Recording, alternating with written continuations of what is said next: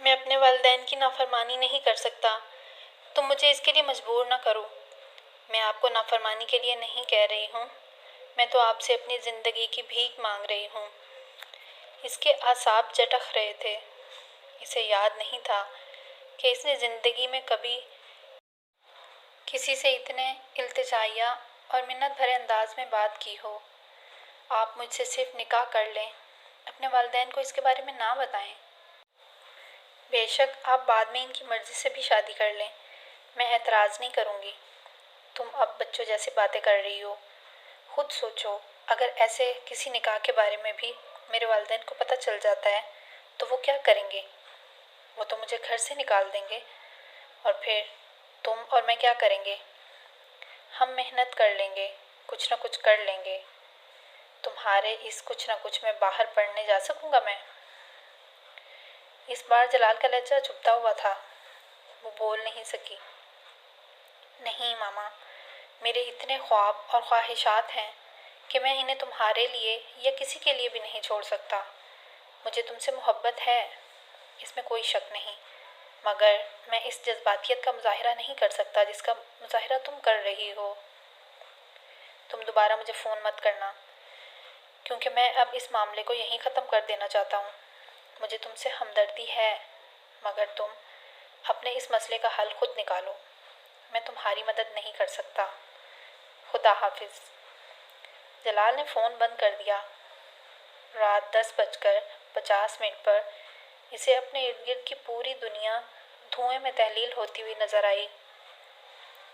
کسی چیز کے مٹھی میں ہونے اور پھر دور دور تک کہیں نہ ہونے کا فرق کوئی ماما سے بہتر نہیں بتا سکتا تھا۔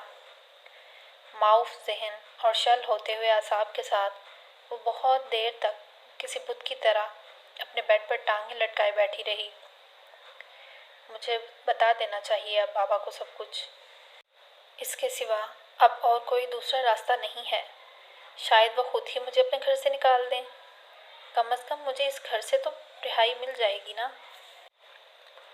میں اسجد سے شادی کرنا ہی نہیں چاہتی تو شاپنگ کا سوال ہی پیدا نہیں ہوتا، ماما نے مستحکم لہجے میں امی سے کہا۔ سلمہ اسے اگلے روز اپنے ساتھ مارکیٹ جانے کا کہنے کے لیے آئی تھیں۔ پہلے تمہیں شادی پر اعتراض تھا، اب تمہیں اسجد سے شادی پر اعتراض ہے۔ آخر تم چاہتی کیا ہو؟ سلمہ اس کی بات پر مشتعل ہو گئیں۔ صرف یہ کہ آپ اسجد سے میری شادی نہ کریں۔ تو پھر کس سے کرنا چاہتی ہو تم؟ ہاشم مبین اچانک کھلے دروازے سے اندر آ گئے۔ یقیناً انہوں نے باہر کوریڈور میں امامہ اور سلمہ کے درمیان ہونے والی گفتگو سنی تھی، اور وہ اپنے غصے پر قابو نہیں رکھ پائے تھے۔ امامہ یک دم چپ ہو گئی۔ بولو، کس سے کرنا چاہتی ہو؟ اب منہ بند کیوں ہو گیا ہے؟ آخر تم اسجد سے شادی کیوں نہیں کرنا چاہتی؟ کیا تکلیف ہے تمہیں؟ انہوں نے بلند آواز میں کہا۔ بابا، شادی ایک بار ہوتی ہے اور وہ میں اپنی پسند سے کروں گی، وہ ہمت کر کے بولی۔ کل تک اسجد تمہاری پسند تھا؟ ہاشم مبین نے دانت پیستے ہوئے کہا۔ کل تھا، اب نہیں ہے۔ کیوں؟ اب کیوں نہیں ہے؟ امامہ کچھ کہے بغیر ان کا چہرہ دیکھنے لگی۔ بولو، اب کیوں پسند نہیں ہے تمہیں؟ ہاشم مبین نے بلند آواز میں پوچھا۔ بابا، میں کسی مسلمان سے شادی کروں گی۔ ہاشم مبین کو لگا آسمان ان کے سر پر گر پڑا تھا۔ کیا؟ کیا کہا تم نے؟ انہوں نے بے یقینی سے کہا۔ میں کسی غیر مسلم سے شادی نہیں کروں گی کیونکہ میں اسلام قبول کر چکی ہوں۔ کمرے میں اگلے کئی منٹ تک خاموشی رہی۔ سلمہ کو تو جیسے سکتہ ہو گیا تھا، اور ہاشم مبین، وہ ایک پتھر کے مجسمے کی طرح اسے دیکھ رہے تھے۔ ان کا منہ کھلا ہوا تھا، وہ جیسے سانس لینا ہی بھول گئے تھے۔ ان کے وہم و گمان میں بھی نہیں تھا کہ کبھی انہیں زندگی میں اپنی اولاد، اور وہ بھی اپنی سب سے لاڈلی بیٹی کے سامنے اس طرح کی صورتحال کا سامنا کرنا پڑے گا۔ ان کے 40 سال مکمل طور پر بھنور کی زد میں آ گئے تھے۔ تم کیا بکواس کر رہی ہو؟ ہاشم مبین کے اندر اشتعال کی ایک لہر اٹھی تھی۔ بابا، آپ جانتے ہیں کہ میں کیا کہہ رہی ہوں، اور آپ یہ بہت اچھی طرح سے جانتے ہیں۔ تم پاگل ہو گئی ہو، انہوں نے آپے سے باہر ہوتے ہوئے کہا۔ امامہ نے کچھ کہنے کے بجائے نفی میں گردن ہلائی۔ وہ ہاشم مبین کی ذہنی کیفیت کو سمجھ سکتی تھی۔ اس لیے تمہیں پیدا کیا، تمہاری پرورش کی کہ تم…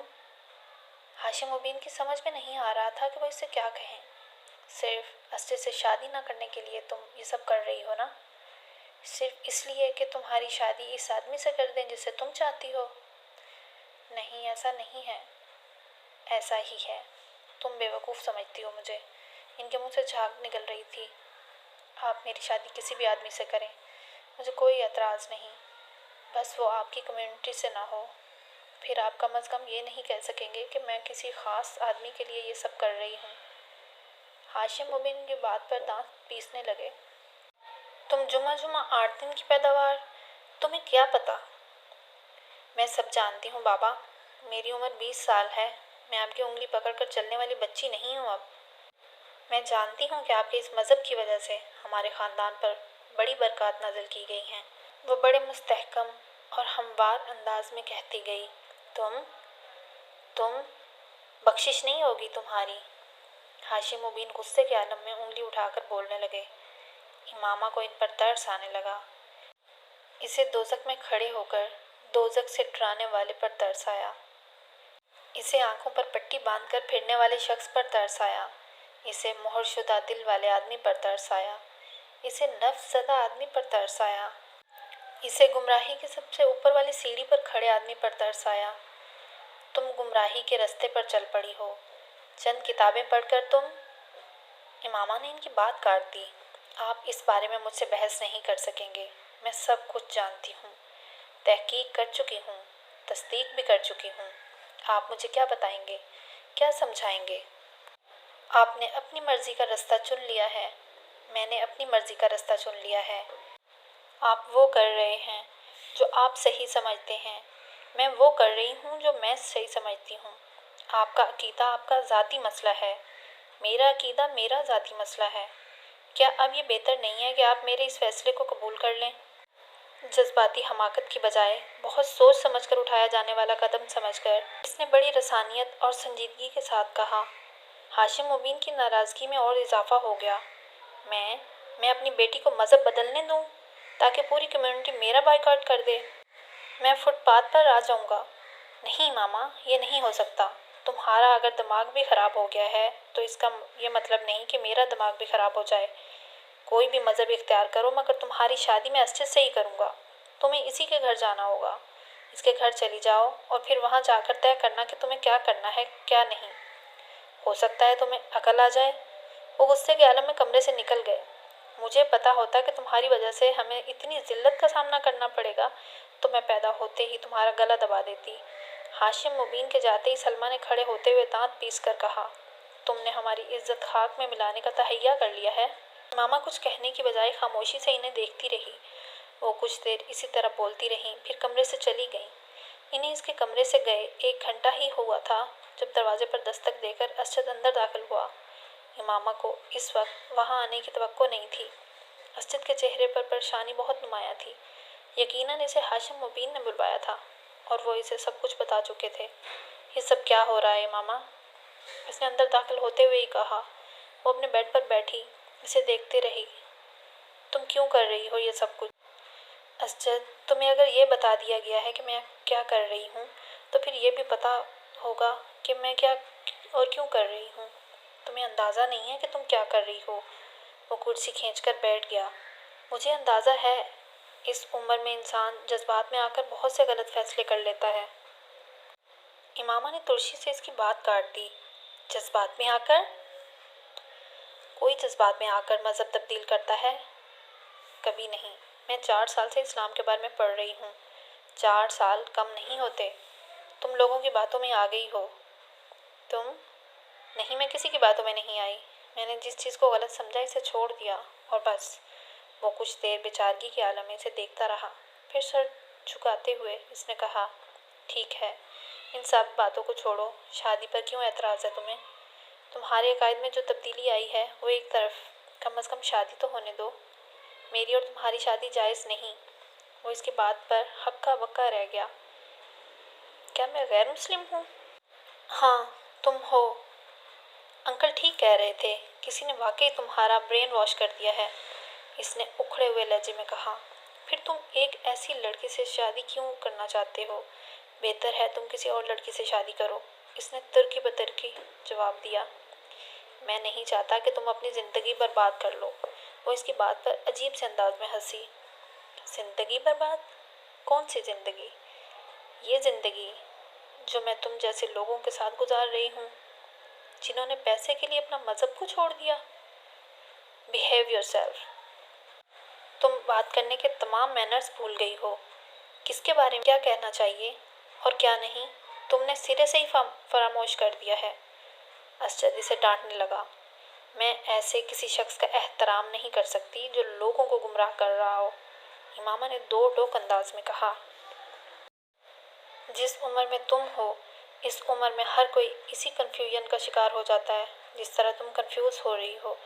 جب تم اس عمر سے نکلو گی تو تمہیں احساس ہوگا کہ ہم لوگ صحیح تھے یا غلط۔ اسجد نے ایک بار اسے سمجھانے کی کوشش کی۔ اگر تم لوگوں کو یہ لگتا ہے کہ میں غلط ہوں، تب بھی تم لوگ مجھے چھوڑ کیوں نہیں دیتے؟ اس طرح مجھے گھر میں قید کر کے کیوں رکھا ہوا ہے؟ اگر تم لوگوں کو اپنے مذہب کی صداقت پر اتنا یقین ہے تو مجھے اس گھر سے چلے جانے دو، حقیقت کو جانچنے دو۔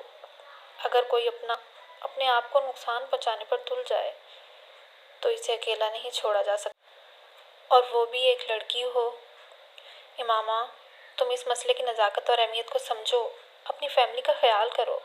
تمہاری وجہ سے سب کچھ داؤ پر لگ گیا ہے۔ میری وجہ سے کچھ بھی داؤ پر نہیں لگا، کچھ بھی نہیں، اور اگر کچھ داؤ پر لگا بھی ہے تو میں اس کی پرواہ کیوں کروں؟ میں تم لوگوں کے لیے دوزخ میں کیوں جاؤں؟ صرف خاندان کے نام کی خاطر اپنا ایمان گنوا دوں؟ نہیں اسجد، تم لوگوں کے ساتھ گمراہی کے اس راستے پر نہیں چل سکتی۔ مجھے وہ کرنے دو جو میں چاہتی ہوں، اس نے قطعی لہجے میں کہا۔